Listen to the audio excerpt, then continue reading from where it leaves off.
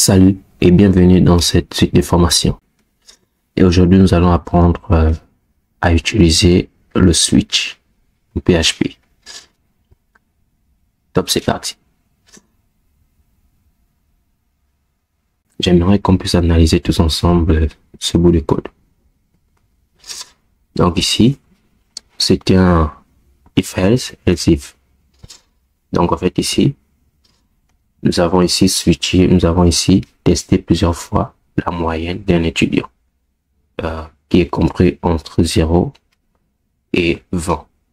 Donc vous voyez que dans cet intervalle, nous avons 21 possibilités. Étant donné qu'on a 0 et 20 également y compris. Donc ici, on écarte toutes les moyennes qui ne sont pas à virgule. Ce qui fait que nous ayons ici 21 possibilités d'afficher un message à l'étudiant en fonction de sa moyenne. Donc ici, avec le else if, on dit si la moyenne ici est égale à 0, voilà, il faudra recevoir tout le cours. Si la moyenne est égale à 5, tu dois réviser plusieurs et ainsi de suite en fonction de la moyenne. Donc vous voyez un peu comment c'est long et tellement agaçant. Ici, on met à chaque fois la triple égalité lorsqu'on veut tester. Ici, on met plusieurs fois les accolades. Vous voyez? Donc ici, à chaque fois, on répète la même moyenne. Voyez-vous que c'est gazant. Et donc, pour parier à cela, en fait, on utilise une technique, ce qu'on appelle le switch. Donc, moyenne, je vais mettre 16. Je vais prendre le même exemple. Déjà, pour tester notre bout de code ici, on va voir ce que ça donne.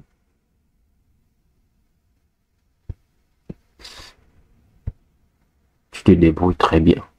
Tu te débrouilles très bien. Pourquoi? Parce que nous avons dit que la moyenne est égale à 16. Et où est ce cas? Voilà, c'est ici. Donc, si vous avez suivi attentivement la vidéo précédente, vous saurez pourquoi ça affiche cela. Bien. Donc ici, je vais utiliser le switch. Donc je vais toujours mettre la moyenne à 16.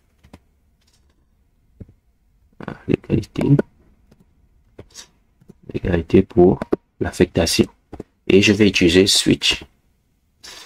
Voilà, c'est ça. Lorsque on écrit switch, on met la parenthèse. Et à l'intérieur de la parenthèse, on met la moyenne. Et ensuite, on met les accolades. Voilà. Donc ici, switch veut dire on va switcher, on va tester à plusieurs fois la variable. Donc en fait, lorsqu'on met moyenne ici, lorsqu'on met ici le nom de la variable en question, c'est pour dire qu'on va, on indique sur quelle variable on va travailler. Ici, on va travailler sur cette variable. En fait, on va tester plusieurs fois la valeur de la variable. Et en fonction de sa valeur, on va afficher un message adapté. Donc ici, on va faire ceci. On va mettre le case. Case. Et case ici veut tout simplement dire le cas où la moyenne sera égale à 0. Voyez-vous. Voilà. On met 2 points et on part à la ligne. On affiche un message. Echo. Il faudra réviser, par exemple. Voilà, le message, c'est là, c'est le premier message, c'est il faudra réviser. Je vais tout simplement copier ça. Voilà, je vais faire de même pour le reste. Voilà, il faudra réviser. Et donc, je vais faire de même pour le reste. Voilà, donc une fois c'est bon. Donc ici, on a déclaré notre switch. Et on teste plusieurs fois notre moyenne. Et donc, pour le premier test, on dit ceci. Le cas case 0, 2 points écho, voici l'instruction. Donc, et ici, break. En fait, ce qu'il dit, c'est quoi? Le cas où la moyenne est égale à 0, ici, on peut changer ça hein, et mettre 0. On va voir que c'est l'instruction qui va s'exécuter. Donc, au cas où, lorsque la moyenne est égale à 0, c'est ça qui s'exécute. Et une fois que la moyenne est égale à 0, ceci est exécuté et on met le break pour dire fin de l'instruction. Donc, si on ne met pas le break là, vous allez constater que étant donné que ceci va s'exécuter, cela également va s'exécuter. Par exemple, je vais effacer ceci. Voilà. Je vais mettre ici moyenne égale à 0. Voilà. Et déjà, je vais tester.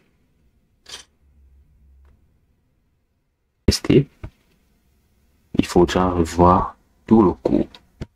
Et donc ici, il faudra revoir tout le cours. Pourquoi? Parce que notre variable est égale bien à 0. Donc, le cas 0 est vérifié. Et donc ici, l'instruction s'est arrêtée à ce niveau parce qu'on a mis le mot-clé break. Il faut toujours le mettre. Supposons que l'on enlève. Je vais commenter. Qu'est-ce qui se passe si on enlève? Vous allez constater avec moi que ça va afficher ce message, mais également ce message. Étant donné que 0 est là.